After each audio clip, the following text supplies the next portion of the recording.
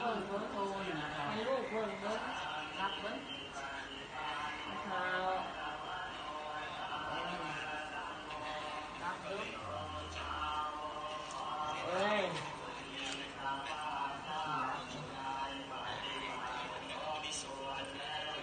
รับตาลงเพราะ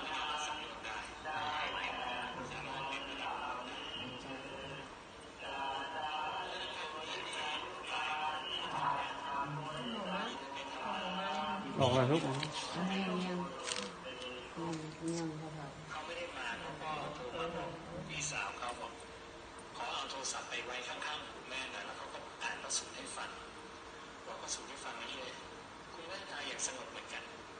เป็นเรื่องที่แปลกนะรับตาได้เถอะเลยจะเปลี่ยนไปเลยเวลาได้ยินได้ฟังคำพระพุทธเจ้าก็อยากให้โอกาสนี้กับคนก่อนจะสิ้นชีวิตกันนะเพราะเวลาคนตายแล้วก็อย่างพระเจ้าบอกรับตาพอรับตาสมาธิสุดท้ายรับตาด้วยพุทโธและพระองค์บอกเลยพระองค์ไม่ยินการจองจำอื่นใดที่ทารุณเจ็บปวดโหดร้าย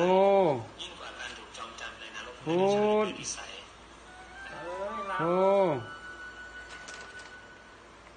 พุ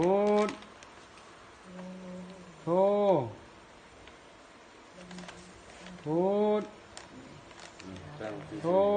รับตาไม่พอรับตาดูโธโอ้เราเก่งเรารับเดี๋ยวรับเบิ้งพอรับเบิ้งรับเดี๋ยวรับตาลูกนี่รับตาดูสิรับเบิ้งพอรับลูกพอรับพอเรารับเก่งเนี่ย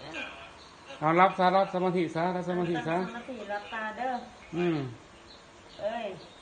บอกเป็นห่วงนะมันเด้อสุขกันเด้อเรามีเงินทำแล้วไม่ต้องเป็นห่วงน้ำมันรับไม่ต้องเป็นห่วงน้ำมันมันมีเงินมีคำแล้วถ้าไม่มีเงินไม่ต้องเป็นห่วงไม่ต้องเป็นห่วงน้ำพายมดเอาพุทโธอย่างเดียวเอารับซะเฮ้ยมีทุกมันต้องเป็นห่วงมันพวกเขาเบิ่งกันได้ดอกไอ้น้องกันนะไอ้น้องเบิ่งกันห่วงสุขฮะห่วงสุขอะไรนะสุขเอาอันนั้นเนี่ยใส่ดูมาได้ไหม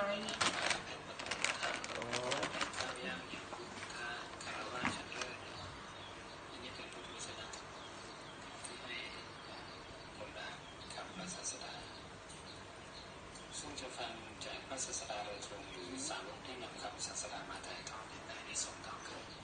เพราะความสำคัญอยู่ที่ตัวบทเทศนาที่ผู้ชายกำลังสมาธิเรียกร้อยมาเป็นอย่างดีซึ่งเป็นอนุสาสนีปฏิญาณซึ่งพระเจ้าบอกว่าถ้าใคร